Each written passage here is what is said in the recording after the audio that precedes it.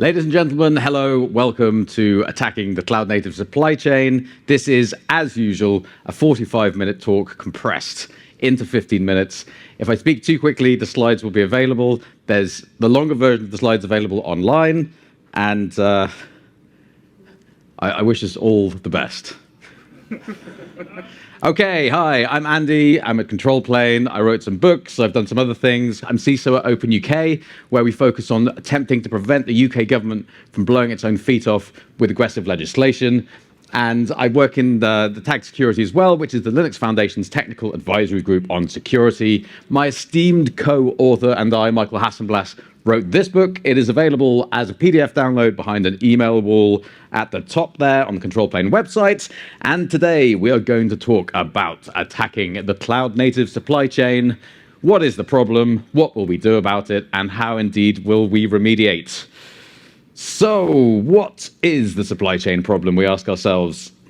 Supply chain is anything that is comprised of steps to produce something that is consumed. So we have the military. We want to know the individual SKU, the stock keeping unit of every nut and bolt that holds together an aircraft carrier, for example. Pharmaceuticals. We want to know the composition of something that's going into a human body to be sure that if there's a problem, we can trace that back. We have the provenance from where the individual bits of the drugs came from, and we have the veracity to know that those things are provably correct. So how do we attack a supply chain in software? And what is a software supply chain? Well, it's everything from the developer, their laptop, the build infrastructure, the packaging, the distribution, and then finally the production infrastructure that things are deployed into. So how might we attack? Well, trusted supplier, so a dependency that the source code pulls in. This is your npm install or your Maven, POM, XML.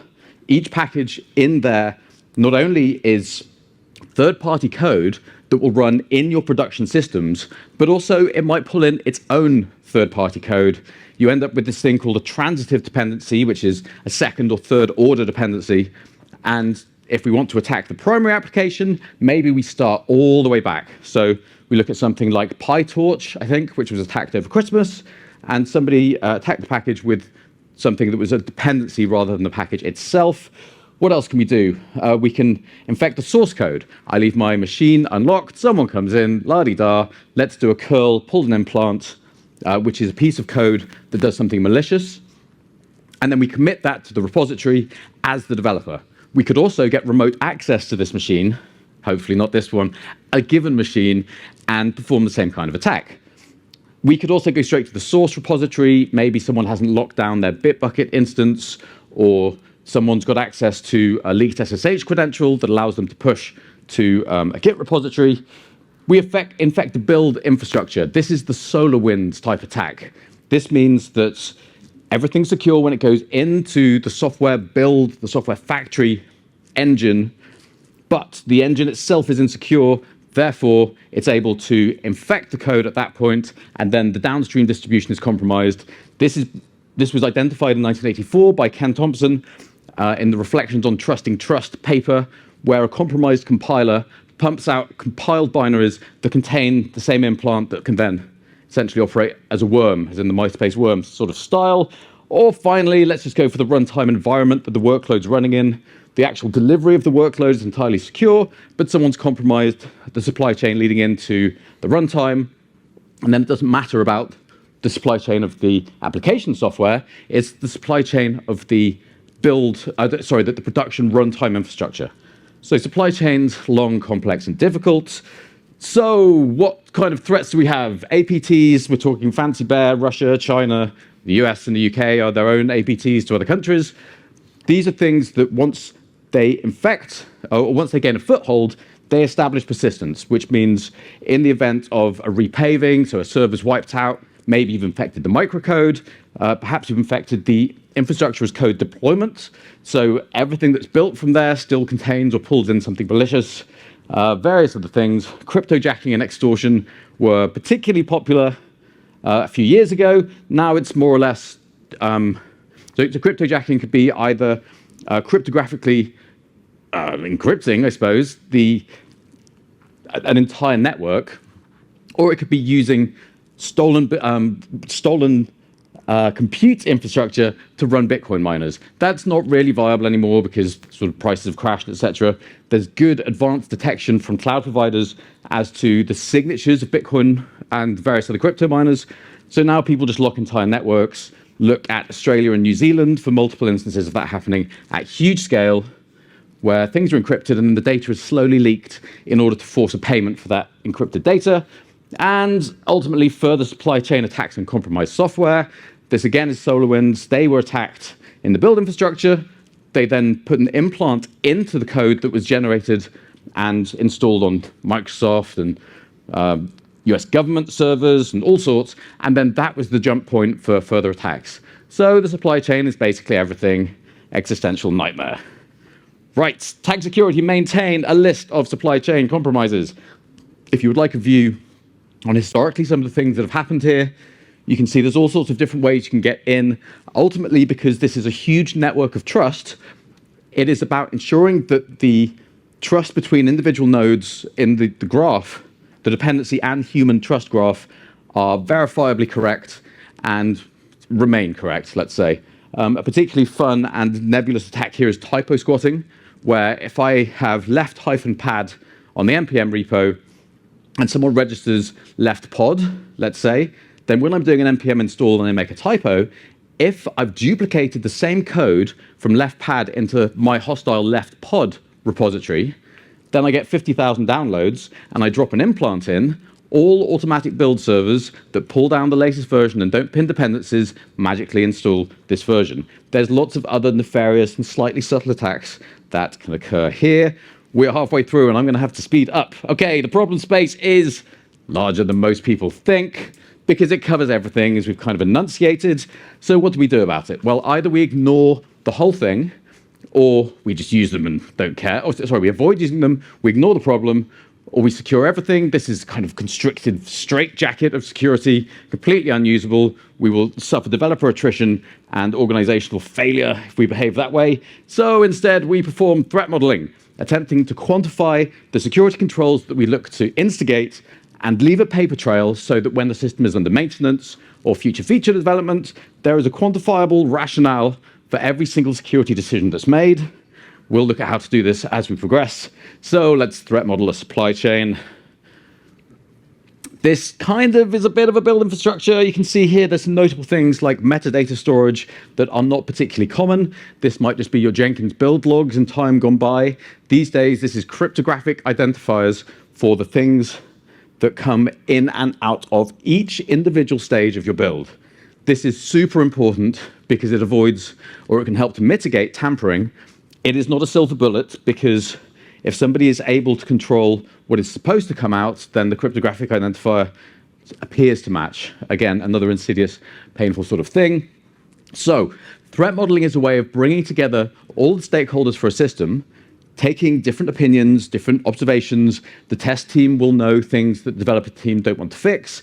Security will know where various bodies are buried. Operations will know what gaffer tape and Pritt stick has been used to deploy things.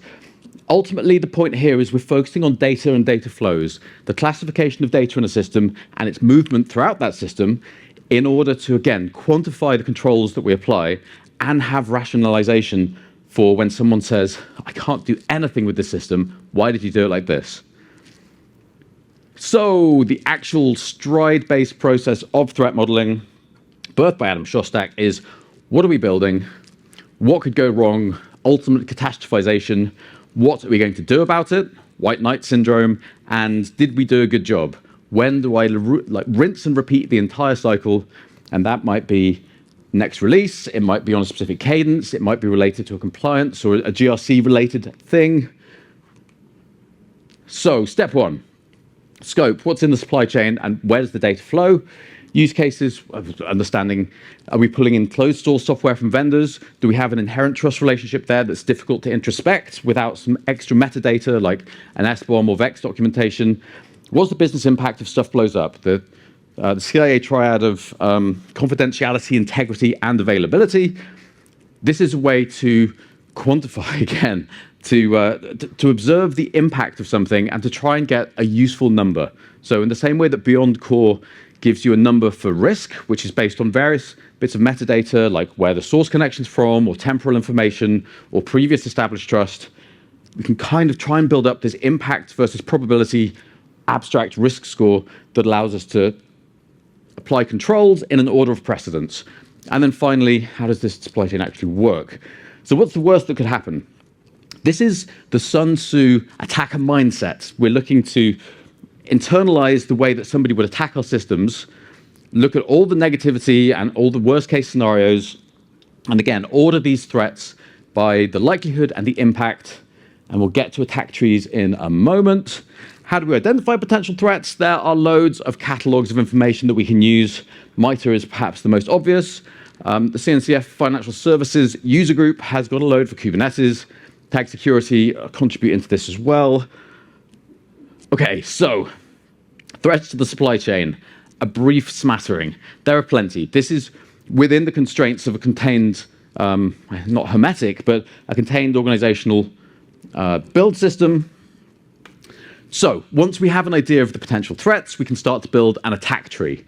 This is a way of going from the attacker's ultimate intention, which might be run malicious code in production, back through the steps that start off with attacker sitting in a basement somewhere and thinking, well, what can I do? And then they attack one thing, which is perhaps an end user device, and they manage to implant code that goes through a build that's pulled in by an organization that gets built in their CI that runs in their production.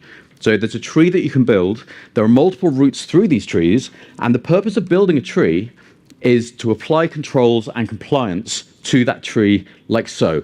So when we have this, at this point, malicious code in workload, through a container image in this case, we look to put controls across the branches of the tree, again, in order to provide something human readable. Security can be so abstract and arm wavy, he says, arms akimbo, that it's important to give something useful to those who come after us and maintain systems. With development, we put so much effort into either documentation or meta-documentation as tests, but a way for people to be able to understand what the intention of the original developer or the original feature was. With operations, we do the same kind of thing. We internalize development practices with DevOps. With security, this is about as good as it gets right now, in my opinion. And I'm verging on the time. That was not it, fortunately. So, stage 4, did we do a good job? How do we know? We analyze the risk. Is anything residual? Did we miss anything and try and transfer it to, for example, insurance, or move it to a different department, or remove the feature altogether? Test suites, well, is what is secure today secure tomorrow?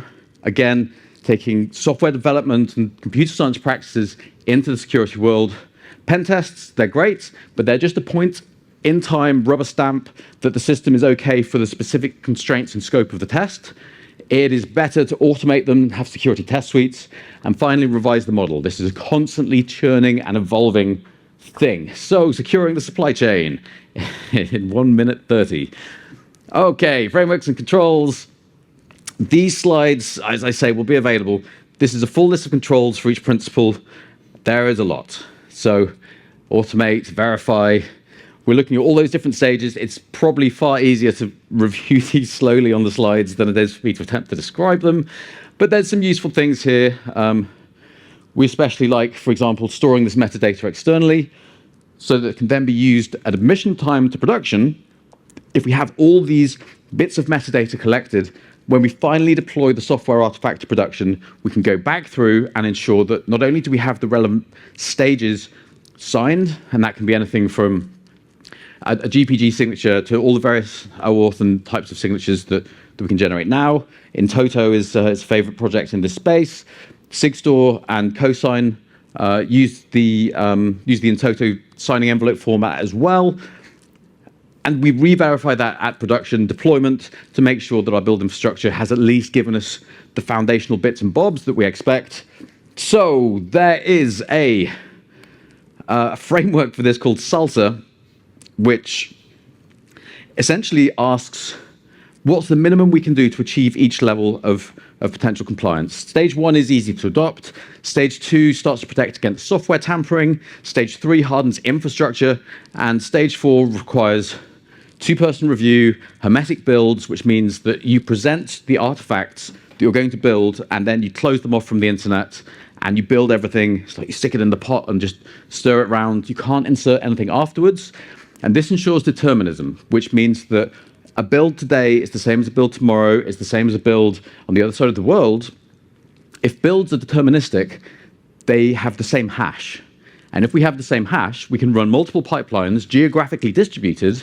And if one has had something tampered with, by which I'm talking about the infrastructure, the build tools, the source code itself, the hashes will not be the same. But ensuring determinism requires non-temporal information. You can't output time in your build logs, similar locales, no use of random number generators. So it's not super difficult, but it is something that requires careful consideration, and some platforms are difficult. One note with Salsa is that it came out of Google, where they already have secure build infrastructure. Salsa -1, in my opinion, says this is all very nice, but what happens if you don't have physical security for your build infrastructure, or you're not maintaining good access control to your GitHub account? It doesn't really matter, because if someone can go and tamper with the underlying pieces upon which we that are required to engender this trust, then we are in a sticky situation. There is so much good stuff in this space. Everything through from distroless, where you basically don't ship anything that looks like a shell or anything that would allow you to get remote code execution without ROP chaining and sort of more advanced remote code business, through code signing, static analysis for everything. The build has to be locked down and secure, and the application image itself, this concept of VEX, vulnerability, exploitability, exchange format, says if I'm a vendor and I ship you something that uses log4shell, but I don't call the relevant function, or I configure it in a way that doesn't allow JNLP injection, then I can ship you a piece of software with a vulnerability, but I will attest to you that it's safe to use because of extra mitigations put in place. This hopefully will really help, but is difficult because it's not yet prevalent, and the spec is still evolving out of CISA in the US. Pipeline metadata is the way to make sure that stuff has happened, again, with the cryptographic signature. And that, hopefully, is the end. The problem space is large. Threat modeling is God in this case. There are so many guidelines. Tag Security published a lot here. The OpenSSF published a lot. There are plenty of books in this space at the moment. The goal of Salsa and the general gist of this talk is to do things slowly to ensure that we're not throwing the baby in the bathwater out simultaneously. These things can be retrofitted. Salsa gives a really useful escalation through that. And you're not alone. There's lots of other people struggling in the space right now. Come and join Tag Security. We're lovely. Thank you very much.